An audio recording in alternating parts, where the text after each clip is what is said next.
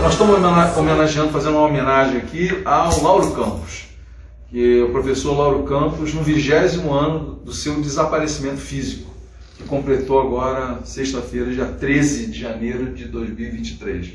Lauro Campos é um mineiro de nascimento, ele cresceu ali em Paracatu, tem até um texto muito bonito que ele escreveu aí durante o mandato dele sobre Paracatu, chamado Paracatu Imortal, deve estar lá nos anais do Senado também, para todo mundo poder pesquisar. Ele estudou Direito, Economia, fez pós-graduação em Economia. Na época, o Direito se confundia com a Economia, os cursos não eram bem... O Direito, se estudava Direito, depois ele foi estudar Economia, né? E fez pós-graduação na Itália, né? Fez concurso público para ser professor, né? Catedrático, na Universidade Federal de Goiás, depois se transferiu para a Universidade de Brasília. Aí já estava nos anos 60, já havia uma convulsão muito grande por conta da ditadura militar, movimento estudantil em ascensão. Ele, num curto período, ele teve que se afastar, foi ser professor visitante na Inglaterra, depois voltou para a universidade e lecionou aí até a sua aposentadoria. E daí, as aulas do Lauro Campos na UNB eram verdadeiras assembleias, né? E concorridas, inclusive. Ele foi professor de História do Pensamento Econômico, foi professor de Macroeconomia, foi professor de várias disciplinas aí no curso de Economia, que era um curso muito procurado, muito em função da autoridade dele e de outros mestres aí, mas ele principalmente, né? E ele se filiou ao PT, logo na fundação do PT, em 1980, acho que a filiação dele é de 81, e concorreu à reitoria, não sei se você se lembra disso, cadê? Ele concorreu à reitoria, à lista tríplice na época, né? Estava ainda no regime militar, né? E ele ficou, não sei se foi em segundo ou terceiro lugar, o Cristóvão ficou em primeiro e virou reitor da Universidade de Brasília. E ele foi candidato do Partido dos Trabalhadores ao Senado em 1986, que era a eleição para a Assembleia Nacional Constituinte. Havia uma excrescência na legislação eleitoral, que era a sublegenda, né? Cada vaga de deputado, o partido concorria com 3 nomes, somava os votos. O Lauro Campos foi individualmente o segundo mais votado, o terceiro, não me lembro, mas por conta da sublegenda ele foi eleito, outros senadores do PT não conseguiram elegê-lo. Mas em 1990 ele ficou como pré-candidato a governador, teve um problema de saúde, teve que recuar, mas finalmente foi eleito em 1994, quando o Cristóvão foi eleito governador. Foram 8 anos de mandato, sim, de primeira linha, né? E toda essa produção que está aí consolidada em livros, então, essa produção está lá também, a produção correspondente está lá nos anais do Senado Federal. Então, ele fazia a ponte entre Eros e Thanatos. Na Grécia Antiga, nós sabemos que o Eros é o espírito do amor, é o espírito da vida, e Thanatos, o espírito da morte. Então, ele associava o capitalismo ao espírito da morte, a sua máquina mortífera, as forças do homem. Quando elas eram condicionadas à lógica do capital, o homem perdia o seu poder erótico, o poder de Eros, o poder de produzir, a alegria da produção, porque a lógica que dominava e que domina ainda hoje é a lógica mercadológica. O valor está sendo colocado, não o valor real que a mercadoria tem de tempo social para produzir, mas o valor da lógica do capital para transformar o homem e a mulher numa mera produção. Não, o Lauro falava, nós temos que transformar isso em algo do Eros, em algo de vida. Por isso que ele pegava e fazia uma dialética entre a psicanálise e a economia, e apontava a saída para a classe trabalhadora, porque era um intelectual na expressão marxista, orgânico, participante, atuante. Tive a oportunidade de levá-lo 2 vezes na minha escola, no Centro de Ensino Médio 9, e você estava lá presente. Era um delírio para os meninos do ensino médio, que, imbuído daquele espírito do Lauro, fazia pergunta, questionava e via, é possível, professor Gadelha, ter uma saída. É possível, tanto é que quando o professor Lauro faleceu, que o enterro dele foi no dia 13 de fevereiro de 2000, 13 de janeiro.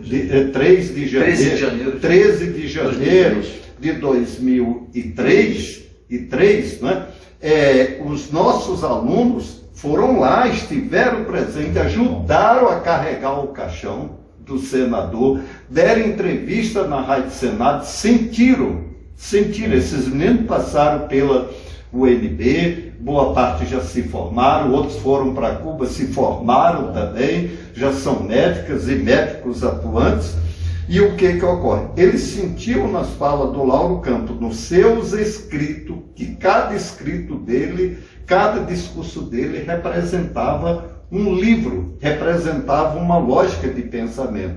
Só para quem não sabe, o professor Lauro Campos teve a oportunidade, o trabalho de ler no original 16 vezes o Capital de Marx, que não é para cada um. Ele tinha uma das coisas importantíssimas que o Marx tinha, que era a honestidade intelectual. Você não viu o Lauro Campos fazendo referência que não tivesse uma fundamentação. Ele falava lógica com a precisão e tocava nas questões centrais do capitalismo. Isso que você lembrou aí, de como ele recorria, né, à psicanálise, né, para construir uma base, né, da sua elaboração marxista, né, tanto voltado para a economia como voltado para as relações humanas, sociais. Isso que muita gente está recorrendo hoje aí, de tentar explicar, né, esses pequenos movimentos, uma minoria social fascista, ultradireitista, que isso aí vem sobressaindo no Brasil já há uns 5 anos, 6 anos, né? Então, muitos estão recorrendo a isso aí, a William Reich, Freud, Erich Fromm, e o Lauro já fazia isso há muito tempo, né? Aliás, o pai dele era um estudioso lá da psicanálise. Lá na Universidade Federal de Minas Gerais, exatamente, né? Carlos Campos, né? Já fazia isso, e o Lauro recorria muito, né? Principalmente a Freud, né? Para construir essa unidade, né? Na interpretação, né? Na construção teórica sobre a crise do capitalismo. E tem um livro aqui que eu queria voltar na cronologia. Esse livro foi lançado em 76, né? Que é A Crise da Ideologia Keynesiana, que também impactou bastante naquele então impactou no mundo acadêmico, né? O Lauro não tinha uma militância ainda política, assim, pública, né? Era fazer política dentro da universidade, em cima da elaboração dele, teórica, e na sala de aula com os alunos. Então, isso aqui, porque o Keynes, né, o Lord Keynes, que era uma pessoa muito inteligente, um economista, né, ele elaborou toda a elaboração do Keynes foi para salvar o capitalismo, né, na crise de 30, na Grande Depressão. Então ele construiu toda uma elaboração para aumentar os investimentos estatais, os investimentos públicos. Não tinha problema nenhum ter inflação, dívida pública. Aliás, a inflação é uma artimanha do capitalismo para reduzir o salário real, né? Então, a inflação é um mecanismo lógico que o capitalismo tem de favorecer aos capitalistas, arrochando o salário real do trabalhador. Então, Keynes ele tinha toda essa sabedoria voltada para salvar o sistema, inclusive favorecendo a economia de guerra, né? a produção de não mercadorias, que foi uma incorporação muito importante que o Lauro trouxe ao pensamento marxista, baseado em estudos de outros economistas também. Ele citava todos, mas ele deu uma firmeza, digamos, um estofo, né? Para essa construção do conceito de não mercadoria. Exatamente. E só lembrar que ele leu não apenas o Marx, mas todos os pais, os clássicos da economia, os clássicos mesmo, de Adam Smith, David Ricardo, todos, até chegar ao Marx. E uma das coisas importantes que você lendo o Lauro, você anteveio o seguinte: a grande genialidade dele é a questão de discutir o valor. O que é o valor da mercadoria. Na mercadoria, o que é a produção da mais-valia? Num processo escravocrata, a produção da mais-valia absoluta. Até porque você vai colocar um conceito aí, que talvez não se escaiba, porque quando você tem escravidão, você não vai ter determinados gastos, mas já entra em um conceito prévio de mais-valia. Agora, a grande sacada do Lauro mesmo é essa ponte da economia com a psicanálise, quando mortifica o homem, quando mata as forças produtivas criadoras, e principalmente a questão do valor e da mais-valia. Aí é onde está a genialidade. Se o Lauro fosse vivo hoje, tenho certeza, ou se não uma certeza, mas quase, que a grande questão que ele iria retomar era aquilo que Marx, antes da sua morte, há uns 3, 4 anos, o Marx falou: dias virão, antevejo, que tudo será mediado pelo valor da mercadoria. Até o mais nobre do sentimento, que o amor, será mediado por isso. Então você tem toda uma quebra dos valores, e aí você joga isso para quê? Para a economia política, e joga no dia a dia para a política. Então você não faz os grandes pactos políticos como se tinha com Vargas, como se tinha com Roosevelt, com Winston Churchill, como se tinha com os grandes nomes da história, que você não faz com Brizola, com Jean, e tudo isso foi quebrado e hoje virou uma coisa muito reles. Então, se o senador vivo fosse, que ele é vivo na memória, vivo enquanto pessoa física, a grande questão que ele iria se debruçar era sobre essa questão do valor das relações mediada pelo valor mercadoria. Por isso que ele uma vez falou muito emocionado lá na escola, falando para os meninos.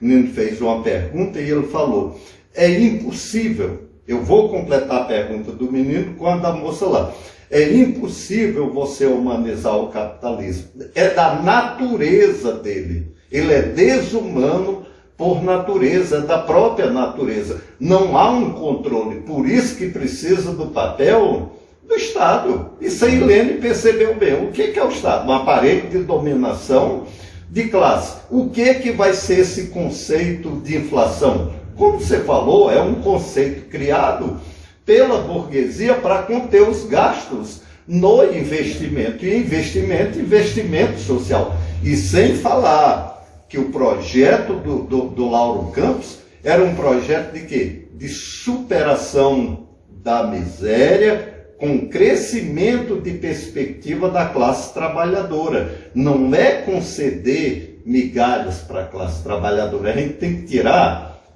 pior do que tirar da miséria, da fome, é a miséria da cidadania. Que isso, Afonso, é capital cognitivo. É capital cognitivo. E isso, o senador Lauro, o professor Lauro, ele já antevia e já burilava. E mais uma coisa, Afonso, o senador Lauro é a exemplo do Manuel Bonfim, grande pensador, do Rui Mauro Marini, outro grande pensador. São daqueles nomes que passam na história, mas não há, na lógica do mercado e da imprensa, uma agradabilidade, porque os homens que tocam no pertinente, no sensível e que aponta caminho, eles não são reconhecidos no momento. Serão até 100 anos depois, 200 anos depois. O Lauro é assim uma espécie de lanterna para a classe trabalhadora. Não, com certeza. Vê que ele primeiro dissecou aí o Keynes, né? A primeira grande obra dele, publicada por essa editora Campus com U, né? E porque o Keynes ele inverteu a lógica. A crise do capitalismo era sempre de crise com deflação. A crise de 1930 que, né, comoveu aí os Estados Unidos e repercussão mundial. Então ele percebeu que o capitalismo viveria muito bem com inflação, por causa do mecanismo de desvalorização do salário, rebaixando o salário real do trabalhador. E o financiamento desses gastos públicos poderia mitigar, a inflação poderia ser mitigada com a emissão de títulos da dívida pública, aumentando a dívida pública. Você vê que é inflação e dívida pública, né? Então é isso, recorrer à psicanálise não era uma mera erudição do Lauro, né? Ele recorria para embasar a análise dele sobre o funcionamento, né? De como funcionava nas entranhas do capitalismo, o fetiche da mercadoria, isso tudo tem implicações na superestrutura da sociedade, né? O funcionamento dos antagonismos de classe, o funcionamento, as contradições e antagonismo dentro do sistema capitalista.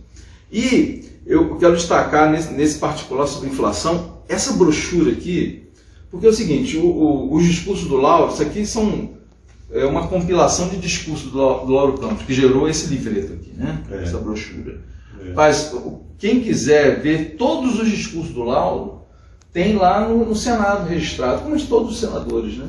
Pode entrar lá no Senado e vai aparecer lá, você pode imprimir, pode botar em PDF. Cada discurso é uma aula, né? Isso aqui, isso aqui, Gadel, isso aqui é da maior importância, né, para economistas e não economistas, tá?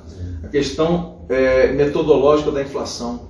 O Lauro aqui ele prova para A mais B que inflação não é só aumento contínuo de preços, né? Tem inflação disfarçada, inflação de subsolo, se a produtividade da economia sobe e aquilo ali não é repassado aos salários, isso é uma inflação disfarçada. Porque a inflação é desproporção, desproporção do funcionamento da economia e de como os preços descolam do valor, né? E sempre na lógica burguesa de que vai fazer descontrole nos gastos. Vamos ver qual país que tem o maior déficit em relação ao PIB, os Estados Unidos. Não é isso? Os Estados Unidos, se vocês perceberem, a dívida pública, né? Algo assim incontrolável. Então, só que os Estados Unidos tem um problema. Ora, quando eu emito moeda e jogo fora do território que não entra naquele campo de circulação, eu estou absorvendo riqueza externa e trazendo para dentro do meu país sem contabilizar como déficit. Ao contrário, eu estou contabilizando enquanto crédito. Então tem toda uma lógica que o que mais me incomoda hoje é que você vê na imprensa o debate paupérrimo, você vê na mídia falada um tal de mercado nervoso, a ausência do que dizer da economia, do que falar da economia, de pegar um professor desse que dá aula. Tanto olha a apresentação dos textos aí, são grandes autoridades econômicas do Brasil. Não, eu diria que a pandemia acabou sendo uma vitória da produção teórica de Lauro Campos também, porque ele sempre combateu essa questão, essa bitola estreita, né, da questão do déficit fiscal. Né? E na pandemia, esses governos tudo aí, né, da Europa, dos Estados Unidos, deram um chute nesses conceitos assim, neoliberais, né? Que de repente, não mais que de repente... Era a sobrevivência, era a sobrevivência dele, entendeu? Então, assim, eu queria destacar, porque a questão para a gente ir para a reta final aí, a questão da militância política do Lauro Campos. Porque o Lauro Campos é o seguinte, o Lauro Campos teve 3 partidos na vida dele, né? Dois partidos, PT e PDT.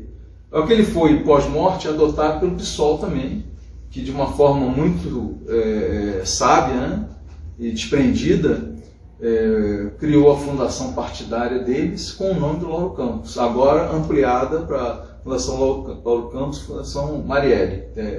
Uma inovação aí que é válida, porque Marielle é uma Marte, né, da luta de classe no Brasil, né?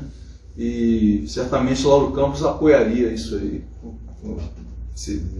de forma óbvia, né?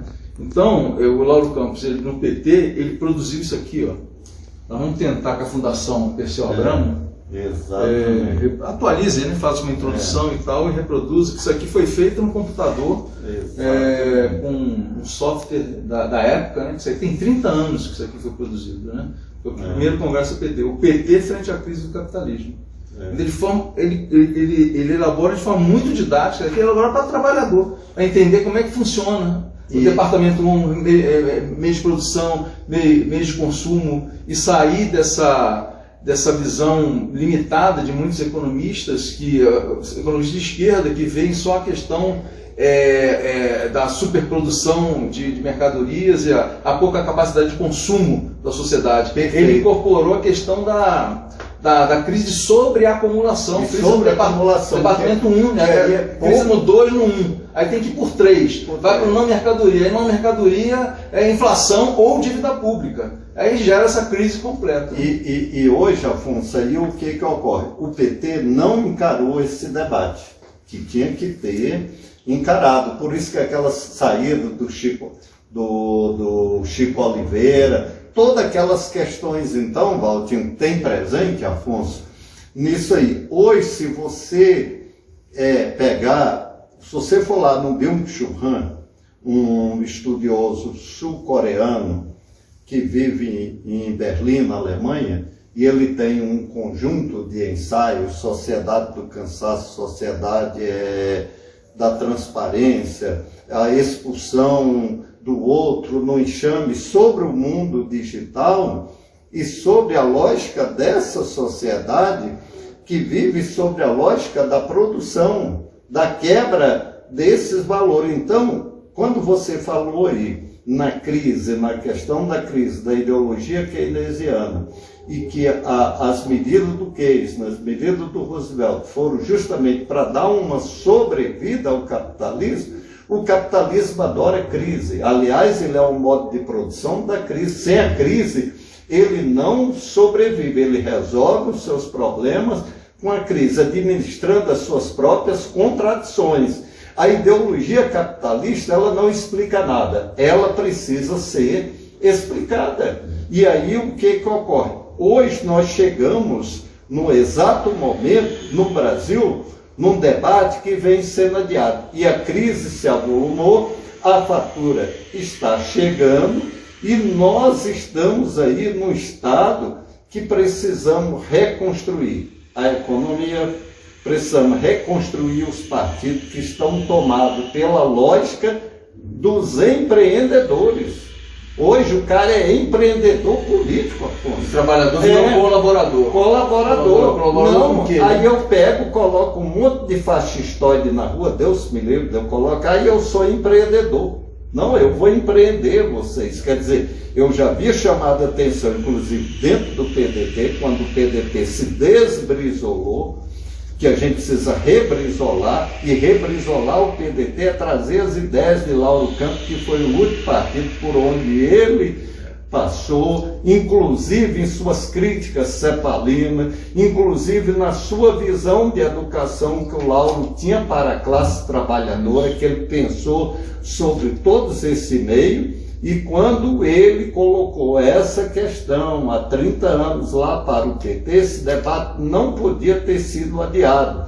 E o senador foi colocado para escanteio, mas ele continuou pensando. Ele foi colocado no momento, mas suas ideias continuam presentes, continuam aí apontando saída. Então, o Lauro Campos hoje não é apenas necessário, é obrigatório a gente ler os seus escritos, os seus discursos, as suas falas, se a gente quer entender alguma coisa no mundo disperso. Como diz o próprio Byung-Chul Han, nós vivemos no mundo transitório, que é o mundo digital. Nós precisamos voltar para o mundo que o pensamento é denso. Você... As relações líquidas. Hoje as relações são líquidas. Exatamente. Você pode ter uma massa de informação, mas você não tem uma massa de sabedoria.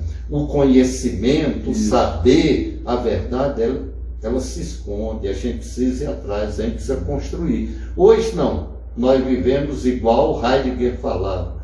Nós vivemos assim, igual na idade primitiva, no caçador, que já ia aprontando o conhecimento e assemelha-se ao agricultor. Eu preciso construir, eu preciso ter essa preocupação. E o Lauro Campos, ele tinha essa preocupação em construir, em embasar, em fundamentar. Ninguém no Brasil leu no original Marx 16 vezes o Capital. É uma coisa para uma vida toda, e ler no original. Você vê a densidade do pensamento. E ele trouxe para a política, digamos assim, para a militância política, é uma coisa boa da academia que você tem que aprofundar, né? Ele falava muito isso, tem que aprofundar, não é ficar na superfície, tem que ir a fundo para entender a natureza dos fenômenos, etc. Né? Então, assim, o Lauro Campos político, vamos dizer, né? Ele militou em 2 partidos, né? PT e PDT. O PSOL, digamos, foi uma militância pós-morte, porque não morreu, é um desaparecimento físico, né?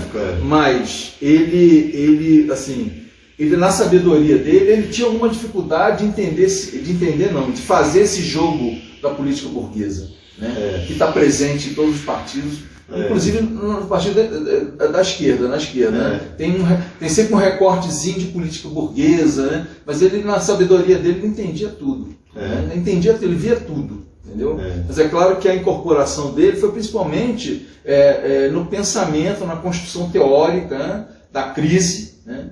Do futuro da humanidade, que o capitalismo não tinha mais saída. Isso ele construiu e provou nos escritos dele. Agora, por que não foi valorizado, sem querer comparar, mas comparando? O Florestan Fernandes sempre foi muito valorizado dentro do PT. E o Lauro Campos está na mesma altura do Florestan Fernandes, de produção, de compromisso, fundador do PT aqui em Brasília, e talvez pelo fato de ter sido do PT Brasília, que é uma unidade da federação pequena, né? E eu estendo isso para o PDT também, talvez não tenha tido aquele espaço, né? E o reconhecimento, mas a gente está lutando para dar esse reconhecimento ao Lauro Campos. E você, do PDT, e eu do PT, nós vamos tentar reproduzir isso aqui, que é um material importante da história do PT, e a sua luta com outros companheiros dentro do PDT para voltar às raízes, né, digamos, nacionalistas, revolucionárias, brizolistas, anti-imperialistas.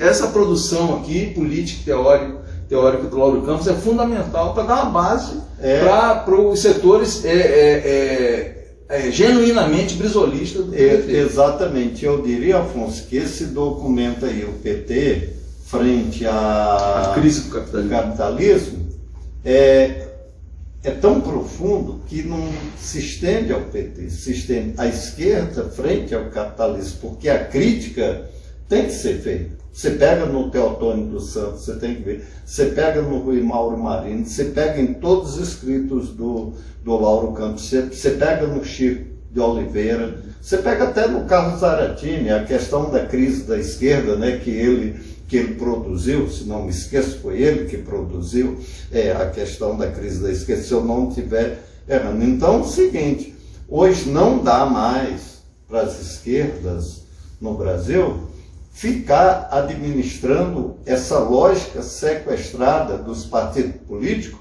pelo poder do capital. Nós temos que investir na educação no período integral, darciniano, brisolista, pegar lá o nosso, o bom baiano, Anísio Teixeira, Darcy Ribeiro, Brizola, Vargas, Jango, Lauro Campos, apontar. Nós não podemos mais se acomodar nesse negócio de só conceder à classe trabalhadora ou fazer políticas compensatórias. Nós vamos fazer, mas para superar. Superar, Afonso, que eu vejo, é essa meninada, essa criançada. Eu vou abrir uma parte aqui, do 1º ao 9º ano, chegar a tomar café e sair 5h30, já ali jantado, com educação, com arte, com cultura, para mudar a falta, para ocupar esse espaço público. Hannah Arendt já dizia, essa questão na África da política moderna é a gente ocupar o espaço público. E o escrito do Lauro era para o cidadão. tomar consciência para participar. Por quê?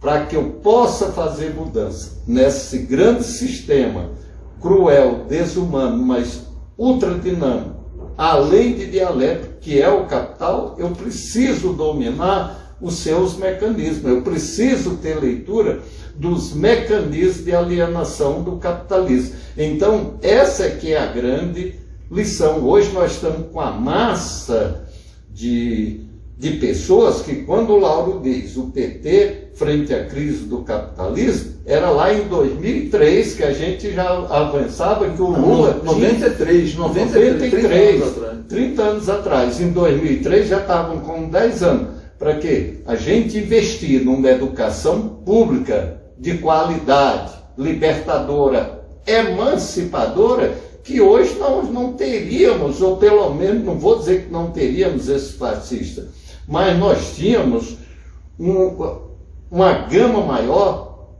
de filhos da classe trabalhadora com uma consciência. Você investe na base e investe na ponta. Nós temos que pensar nisso, porque se você for pensar somente em combater a fome por combater, você tem que combater a fome, mais ainda com escola pública para combater a fome de cidadania. Hoje o grande problema já não é a fome social, é a fome da cidadania, o sentido da cidadania que você tem que colocar. Alienação, falta de consciência de classe. Consciência de classe, que todo mundo entrou, aquilo que o Fidel Castro falava. O neoliberalismo não passa de um canto de sereia, de um novo canto de sereia, para os eternos navegantes sonhadores em que nos transformamos. Então, o neoliberalismo é esse engodo aí agradável. É essa lógica do agradável. E o professor Lauro Campos, não, nós vamos ter que superar isso aqui. Tanto é que nesse texto, neoliberalismo, crise e miséria, é uma espécie que você pode até pegar o Gilberto Felisberto Vasconcelos, que faz também essa crítica, prisionista também, essa glamorização dessa miséria. A gente não pode fazer isso, a gente tem que apontar a saída como o Lauro apontava. Então é isso, gente. A produção política teórica de Lauro Campos, professor Lauro Campos, companheiro Lauro Campos, está disponível. Se você não encontrar essa produção em bibliotecas ou em livrarias, vai lá no portal do Senado, que tem lá o discurso de todos os senadores. Todo mundo que passou do Senado está lá registrado. E Lauro Campos é uma infinidade de textos, são discursos que eram verdadeiras aulas. Né? Então, essa aqui é uma arma do trabalhador, né? Não uma arma para dar tiro, mas a arma teórica, a arma política, essencial para embasar a nossa atividade dentro da luta de classe. É isso aí, Afonso. E sem falar que todos os discursos dele podem ser lidos separadamente e cada um tem uma conexão com os outros. E a precisão da fala, a capacidade dele encantar.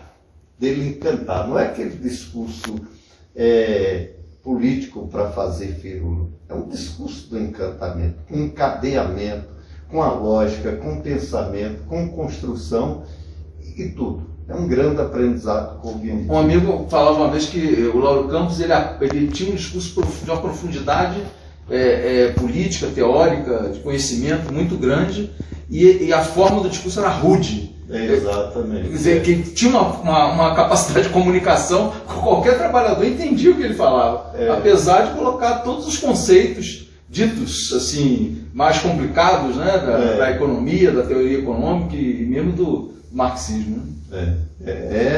É realmente genial. Me lembra de um texto dele também, que é chamado Crise. Você tem esse neoliberalismo, crise e barbárie. É um verde e amarelo pequenininho, que faz também referência a isso. Ele faz uma citação genial, então, que eu sempre gosto muito de citar, que os seres humanos entrando em contradição com o mundo do trabalho, marcado por todas as dificuldades, por todas as complexidades, por todas as contradições, eles criam para ele um mundo imaginário. um estado esquizofrênico. Aí você pega os escritos do Lauro e você faz a ponte com o filósofo coreano Byung-Chul Han, quando ele vai colocar a sociedade da positividade, porque não há negatividade, não há o contraditório. Uma sociedade da positividade que não quer encarar a dor, que não quer encarar os problemas, sofre ainda mais, a coisa vai recrudescendo ainda mais. E aí, quando o Lauro aventa todas essas possibilidades, a crise do capitalismo, ela foi sempre adiada. Só que chega um momento que o capitalismo não pode ser ultradialético. A própria dialeticidade dele faz com que eles encontrem, por natureza própria, interna, suas próprias contradições. Aí quem tem que entrar é a classe trabalhadora, com leitura, com compreensão para superar, porque senão o capitalismo dá um jeitinho de se rearrumar novamente e encontrar uma sobrevida. Aliás, ele sobrevive assim nas crises. O capitalismo é um regime de crise, ele sobrevive nas crises, então. E a saída, Afonso, é o socialismo para esse estado de barbárie. Não há. Não podemos dizer que sejam os modelos que estão aí, mas que nós precisamos avançar para algo mais humano, temos que avançar. E só reforçando, né, uma das elaborações importantes do Lauro Campos é mostrar que o capitalismo já desenvolveu as forças produtivas. Hoje, as forças produtivas desenvolvidas, elas são antagônicas ao crescimento do capitalismo. Hoje o capitalismo desenvolve forças destrutivas, por isso que está a indústria de guerra aí.